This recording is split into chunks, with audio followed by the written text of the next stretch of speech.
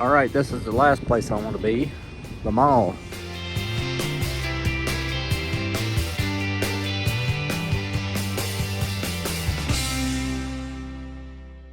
All right, this is the very beginning of the mini truck build with the Red Cat Lowrider.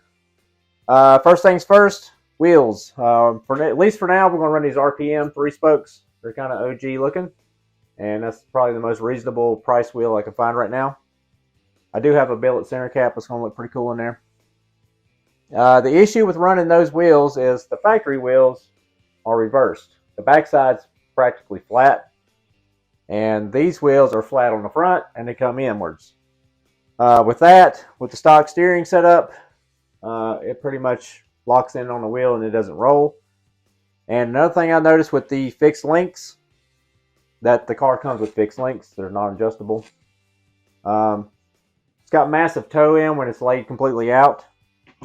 And not a big deal with the lowrider, because in the lowrider you tend to see to ride with the front end up all the way. So when the front end's all the way up, your wheels get straight. But I modified this side so this wheel will work, and I'm getting the opposite effect. I'm getting toe in at all the way up, and that's not going to be a big deal because with a mini truck, we're not going to ride with the front end all the way up. We're going to ride at ride height, probably just off the ground in the front, and then we'll drag the back. We'll have something back here that makes sparks, I believe. But anyways, I'm not getting a lot of camber gain or camber change with it going up and down. The only thing that we're losing by modifying the steering on this side was we're losing a little bit of lift, very little. But I don't plan on doing 3-wheel or hopping or anything. I just want to go up and down. All right, got the wheels pulled off, and I don't know. I'll have to take a picture or get a closer shot. This is stock, and this is modified. We've pretty much cut about a 1/4 inch off of the steering arm and drilled it and run a ball stud off of just some aluminum ball studs I had from leftover from pan car stuff, and a little 1-inch titanium turnbuckle. We're running associated ball ends and the ball cups, and that's allowing for some adjustability so we can get the toe.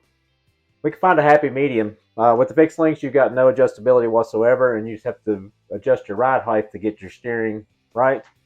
So we're going to set our toe at ride height just like you would on a real truck.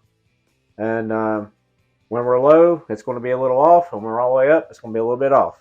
As long as we're at ride height, we're straight. But from what I've seen, just from cycling the suspension on this side, we're not getting a lot. Only time we're getting any kind of movement is when we're all the way up and we get a lot of toe in. So that's not going to be a big issue at all, especially if we're building something to drag with the front end all the way up with the toed in. It's going to be fine. I want it to look cool when it's laid out. That's my goal, is to get it to tuck the tires. And we got free movement with the modified arm. And I didn't film any of that because it's totally an experiment. I have no idea what I'm doing. I've never built a lowrider, never been involved in these. So we are cutting it up and learning as we go. As far as the rear, I think we're okay. I just kind of set the body over it, and it seems like it's going to clear. I haven't done any measurements or anything yet, but just from eyeballing it, it looks like we're going to be okay. We don't have much room to narrow the rear end. We got a little bit in between here.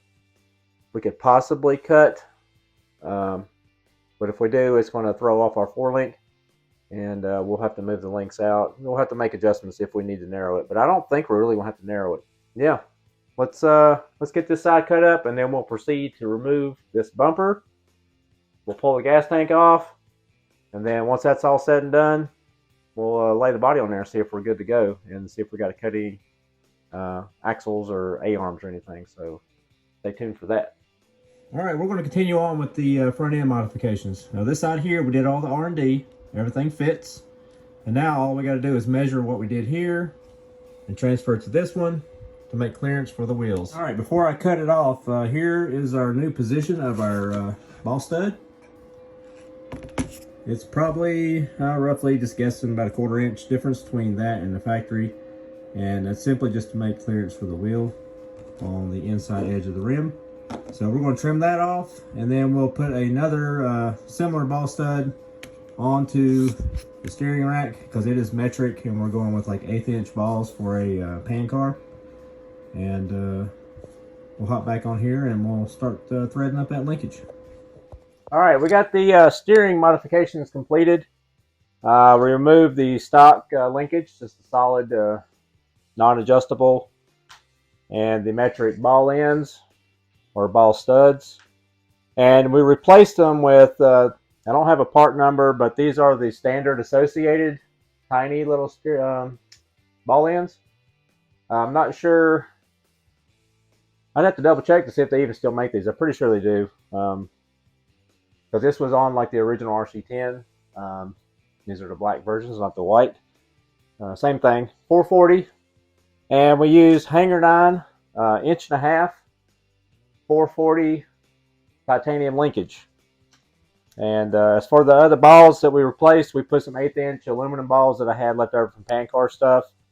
Again, the standard associated steel ball stud would work perfect with this. And I don't know for sure. I think they would. RPM makes a heavy duty ball stud or a ball end. I keep mixing that up. They make a heavy duty version. It's a little bit got a little more material. I believe it would make there's plenty of clearance for that to work. So I just happen to have these. I was going smaller just for clearance issues, and I believe the RPMs would clear just as good. But there's our completed linkage. There's really nothing fancy to see here other than we just made room for the wheels to turn. That one's a little tight. It ain't because it's rubbing. It's just red cat. But yeah, we really didn't lose much of anything. I think we lost a little bit of up travel. And like I said, we're not going to need all that up travel. I may even go back and see if I can lower this a little bit more. Maybe put a limiter in the shocks and get it to lay completely out when the servos are down. Because even when the servos are on down position, it's completely down now, you still got about 1/4 inch of travel in the front. So we may go ahead and shorten these shocks too. But we'll cross that bridge if we need to. But like I said, we didn't lose much of anything. That's all the way up. That's more than enough. We're starting to get some massive toe in right now, but that's the same thing you were getting with the other setup when the front end was all the way up. Actually, when the front end was all the way down with that other linkage, we had toe in. So we'll probably be riding about right there, and that's perfect right there. And we still got all the steering we could ever need. This is going to be a cruiser, just putting around car shows. And we still got our three-wheel motion ability. So, yeah. So far, so good. Now the moment of truth was we're going to have to cut this off. We're going to cut this nose off. We're going to unbolt the trunk or the fuel cell area or battery tray. The only downside to the Monte Carlo is having the servos right here. Because I want to put an engine bay in this car or in this truck. And I may put I think RC 4-wheel drive makes a 22 RE, kind of a shallow engine bay, and it would probably work fine over that. But haven't got one yet, so we got to try that. But anyways, if we need to lower that some more, we are. But for now, we got to get the hacking this front end off and taking that off and see if the body's going to fit. All right, first things first, the easy part. I believe this just unscrews, and we can take this trunk and battery tray off.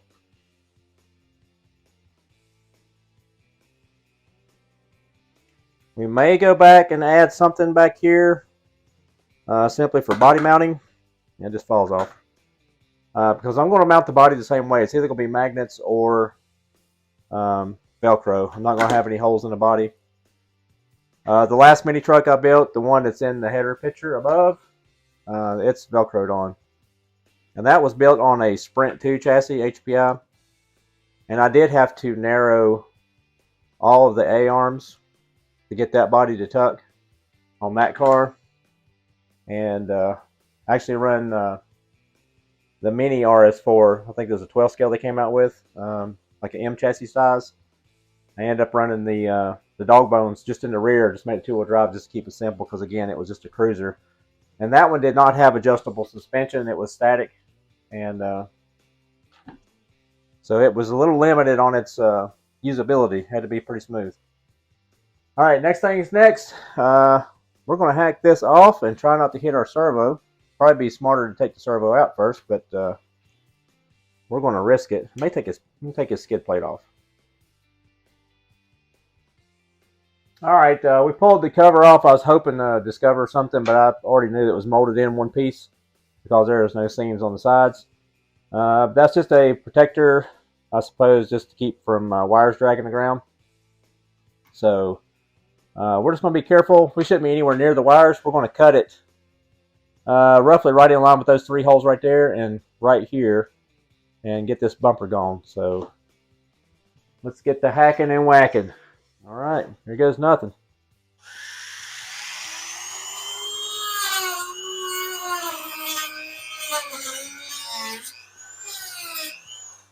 And always staying clear, wear safety glasses. When you're cutting plastic with a cutoff wheel, you got to be careful with the cutoff wheel actually detonating and coming apart. You got to watch out for hot plastic, molten plastic balls coming at you, and then hitting screws. You got sparks. So safety first, people. We're loose. We'll come back with the little sanding drum.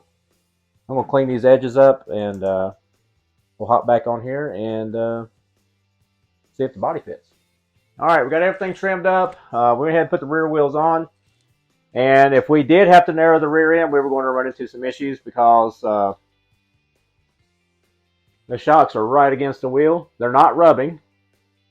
We're still good. I'm going to put a really low profile tire on here. I don't have them right now. I still got to pick the set of tires up. But anyways, if we did have to narrow it, we would have to do some rethinking on the way the servo's placed. We'd have to move the servos in, move the shocks in. So it would be a pretty big ordeal. So fingers crossed the body fits because I have no idea. So let's clean up a little bit. We'll set the body on and hope for the best. All right, we're back. And we didn't clean up much. But here's the body we're going to run. This is the Street Jam Toyota Hilux. There are some other Hilux bodies made out there. Honestly, I think they were re-popped off of this body because they look very similar, but they're not quite as high quality, and the material is a little weird. Let's see if this is going to fit. I don't think we're going to have any major issues. There we are. It is laid out. The tire is almost touching the hood, and just by, let's see, we're eyeballing it. We're probably about, I don't know, maybe 1/8 inch from the rocker touching the ground, maybe a little less. We do have that adjustability in the front end because the front end can come up just a little bit more if we put some limiters in the shocks. A little bit of issue that I'm thinking we might have in the rear, with the rear completely laid out.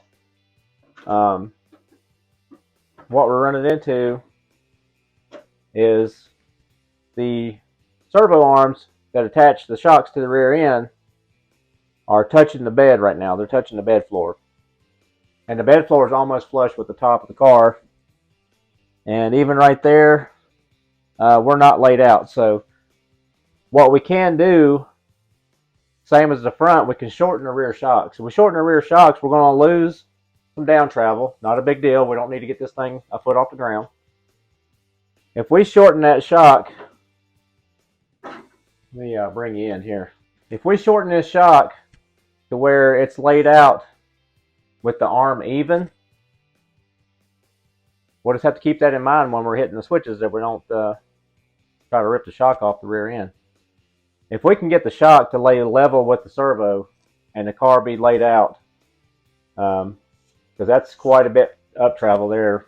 We got to shorten the shock about 1/4 inch, maybe a little bit more, so we can lay the car out with the shock and the servo being level with the servo. Because the servo is sitting flat on the bed, we're good to go. All right, if y'all ever had a Red Cat shock apart before, this spring is stout. That is a heavy spring to hold up a heavy car with a full-size nickel cadmium battery, I believe. The shock cap is not threaded on. It has this tiny pin right here that slides through it that locks it to the shock body. And then the piston is simply a screw already has some fuel tubing on it to shorten it, and the adjuster is just there for looks. It's really not really doing anything. So we're going to lose the adjuster and add a little to the fuel tubing, and may have to find a different spring or cut this one just a hair, maybe a round off of it, just because it's going to be under so much tension. It's going to be, it's going to be a little overkill. All right, the first experiment, I'm going to run some, or attempt to run some associated blue side shock springs. They're a little softer than the factory super stiff spring here. I'm going to run a small LiPo, so I'm not going to worry about the weight. And then simply shorten the shocks about 1/4 inch is going to add quite a bit of tension to them. So let me raise you up a little bit. All right, here's what we come up with. I cut a 0.3 inch spacer out of some random old metric ball ends I had laying around, because it has to be pretty small center hole to go through the screw and not be too big to go around the head. If I would have put normal fuel tubing on that, this is some tiny stuff right here, this silicone tubing. Normal fuel tubing would have just slid right over that and not done anything. So we got a solid spacer, a little over 1/4 inch. The stock shock, we're measuring off of the stock shock. This is an uncut, unmodified shock. It is roughly 1.89, 1.9-ish. And so we got to lose a 1/4 inch. So we're going to go down to like 0.64 and see what that does for us. And if we go a little bit shorter, even better, because lower is better. All right, amazingly, I got that together. It's under quite a bit of tension.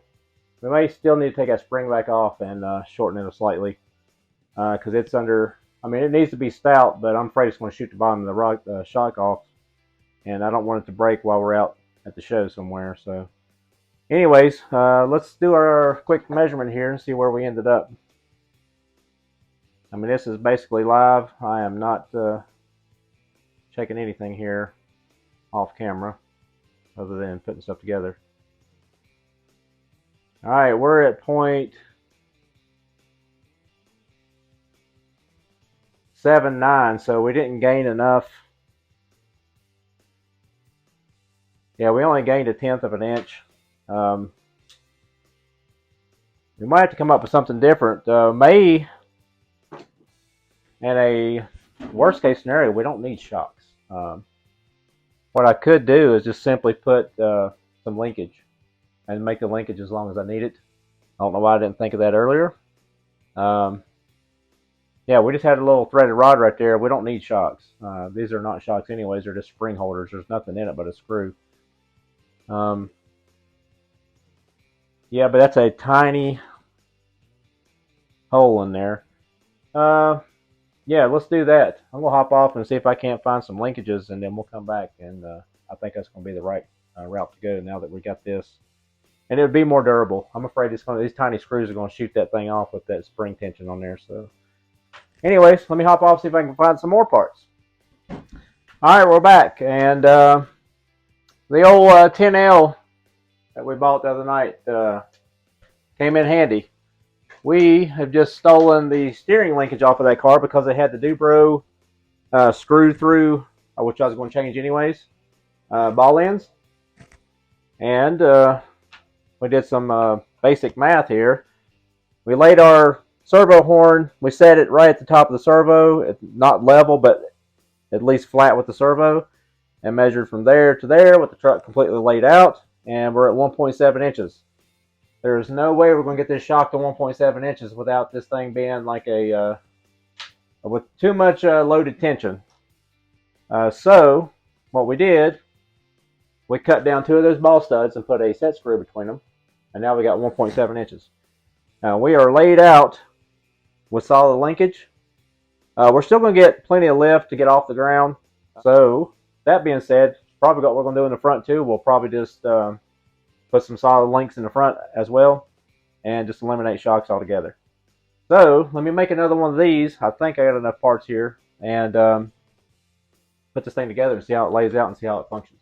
All right, we're back. We got the linkages in place, and we are laid out flat on the ground. I just turned the servos in. When you power it up, the servos kind of stand up just a little bit, which that tells me I could probably just shorten this linkage here, or I could just readjust the servo horn and get the car to lay completely flat out. Because when it powers up, the front end's off the ground about maybe 1/8 of an inch. But when it's laid flat, we got gap under the rear wheel here, which would be about the thickness, maybe just a little less than the thickness of the tires that we're going to run. I wish I had the tire with me to really mock it up. But with the linkage in place, the servo horn is practically flat with the top of the servo. So we're not going to have an issue with the servo horn hitting the bed. And that's with the truck completely laid out. We may do some underglow somewhere. I'm not sure where, because it's on the ground. We might be able to run some on the inside of the frame. And we can run some wiring through here, because that's where the exhaust for the 64 goes through. And we could probably run the wire and over the lights through there, and the frame's still flat on the ground. So let's power this thing up. We'll run it through a cycle, see if we lost any. I think we lost a little bit, but we didn't lose enough to really affect what we're going for here. When you first powered up, you got probably almost 1/4 inch of travel. So, and that is as low as it'll go. There is no more. We got up and down, you still have some travel. Partially because that is practically your servo saver. Now that is what I'm going to have to keep in mind with the running the solid links in the rear. Not to run this thing real fast over bumps and stuff, because you are sending it straight into the servo. Your only servo saver is going to be the thin, low profile tire. It's going to be the only cushion between the gears and the suspension. That spring does allow you to have some give between the two, so you just have to, again, you have to keep that in mind. It's a risk you take to be a cool mini trucker. So let's raise the front. Front all the way up. Back all the way up. We got all the ground clearance in the world. We might be limiting our 3-wheel motion ever so slightly. But yeah, that's perfect. So anyway, there is a good start to our mini truck build. And don't steer a lot when it's all the way up, does it? You're not going to ride all the way up like that. There's a good start to our build. And yeah. And if anybody's interested in the stock wheels and the Monte Carlo body, I'm probably going to put that on eBay. If I do, I will post a link. Yeah, that's probably where it'll end up. I got a few things will be going up there just to raise funds for the next projects. And we got a lot of things in mind. Just going to take a few bucks to get it going. And anyways, enough jibber jabber for tonight. When we come back, we will have tires, and we'll start trying to decipher this body here and try to figure out what we're going to do as far as mounting. Let me go source some tires, and then when we come back, we'll have tires on this thing, and we'll cut the body up and get it kind of sorted out. So stay tuned. Mini truck time. All right, this is the last place I want to be, the mall. We have another little hobby shop in the mall here, and they carry some different items than our other local shops have, and we got to go in here and pick up some tires.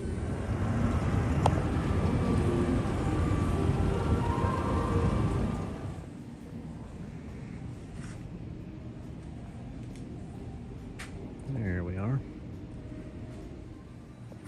Looky there, there's it before.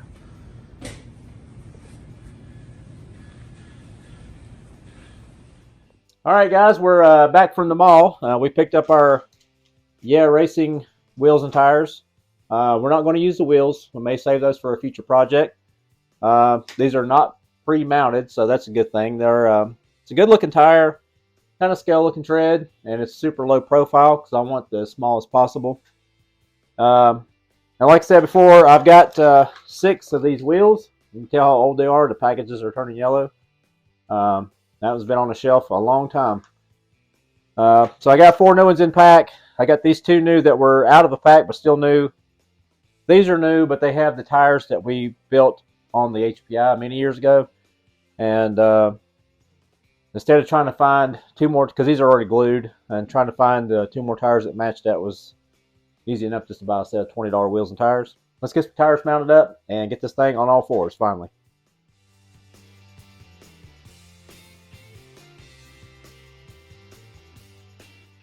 All right, we got all of our tires mounted. Pretty straightforward. Nothing, we're not gluing anything yet. And just pay attention to your tread patterns so you have everything.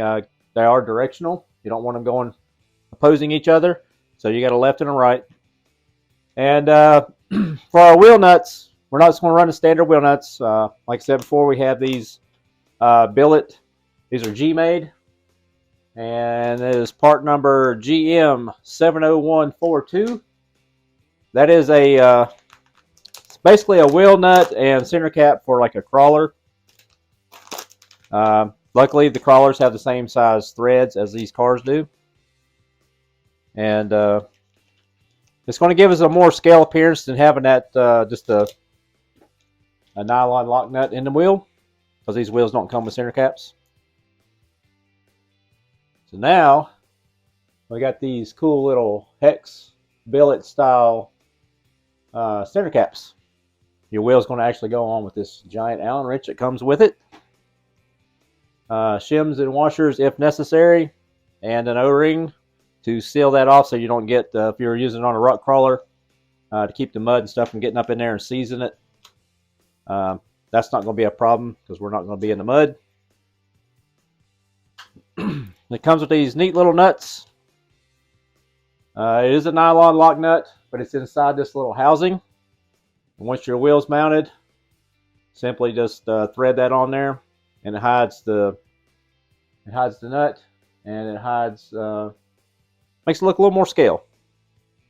It's not chrome; the wheels are chrome, but it'll work. If I wanted to, I believe I could take some others and polish this up to a chrome-like finish, which we may end up doing. So anyways, let's throw these wheels on. And we did trim the body up. So we're going to set the body on and show you what we got going on here. So it's looking pretty awesome. So stay tuned.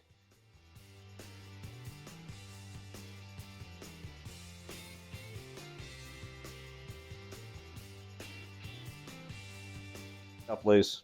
It's just a little O-ring that goes right there on the edge of the wheel nut.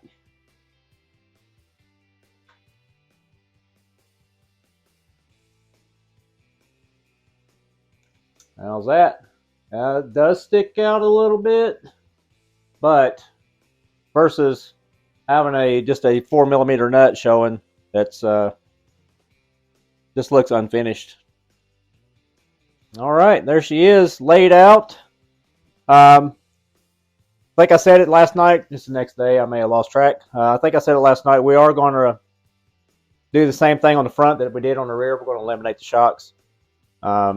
Again, do that under your own discretion there, because that is your servo saver.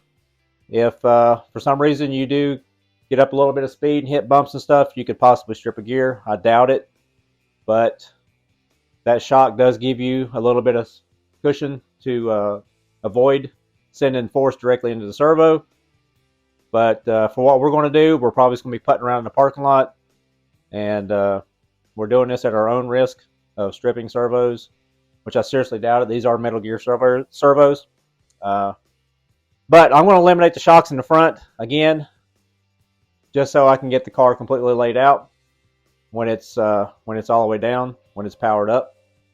So unless I go in and maybe reset the servos, but I think it'd be just as easy to get two more of these and a little set screw between them, and we'll make some adjustable links. But anyways, hang on just a second. We're going to throw this body on because this thing looks awesome. I can't wait to get some paint on it. All right, moment of truth here. We got 4 tires. We got it laid out. We got our center caps on, and we trimmed our body up. The back of the body, this is another thing that's cool with the Street Jam body. Let me find it. There it is. The Street Jam body gives you options. You got a 4Runner style grill and a custom grill, and then like a stock Hilux grill or just Toyota pickup. And you also get a step bumper or a roll pan. And the body's already pre-marked to cut out for either one. So we probably will be running a roll pan. And it's got provisions for mirrors also, but it doesn't come with any of the accessories. It's got provisions for lights. Like I said, the grill is interchangeable. So it's gives it a little extra scale look because it's a separate piece. It's got a bed floor that's raised, kind of mini truck style. And this was initially a drift body, so it was intended for cars. So I was just hoping this thing was narrow enough.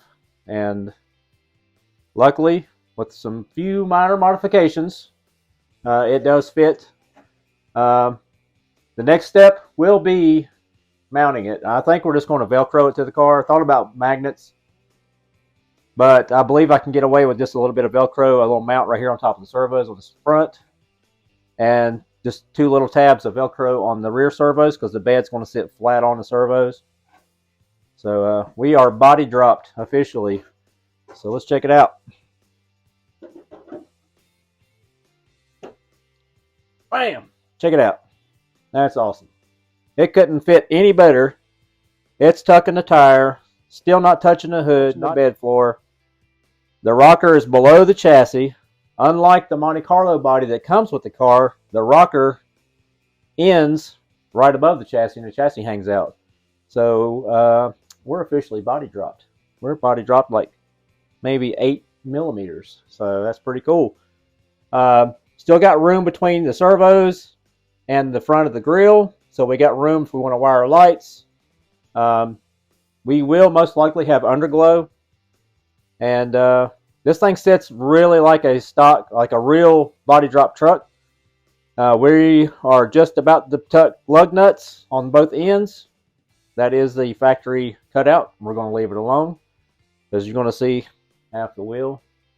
And yeah, this is awesome. I can't wait to get it painted. And no, I'm not painting it like my truck. It may be similar colors, but I am not going to attempt to do graphics through this bed floor with all these little fluted lines like I did on my real truck. That was enough trouble. I can imagine doing it even smaller. It will have a mini truck paint scheme, so you got to tune in for that. Subscribe. That will be in the next few weeks, because next week, actually this weekend, we're not racing, so I will be painting something, but it probably won't be this yet. I've got 2 more Legends cars, and I got Cody's truck and car. So I got to get his truck done and his car, and that'll probably be most likely this weekend's videos. And I appreciate y'all coming around, sticking through this. Not the most exciting video, but this thing is going to be awesome. I can't wait to see it done. Again, thanks for all the new subscribers. If you're new here, we do car shows and RC racing, and we just build stuff randomly. The channel's kind of all over the place. Kind of, if you look at the description, it's just things I find interesting or cool. And that's what we're going to do. Yeah, stick around. See what's next, because I don't know. We'll see how it goes. Depends on what the mood strikes me. So anyways, I appreciate it, and we'll see you Sunday. Thanks.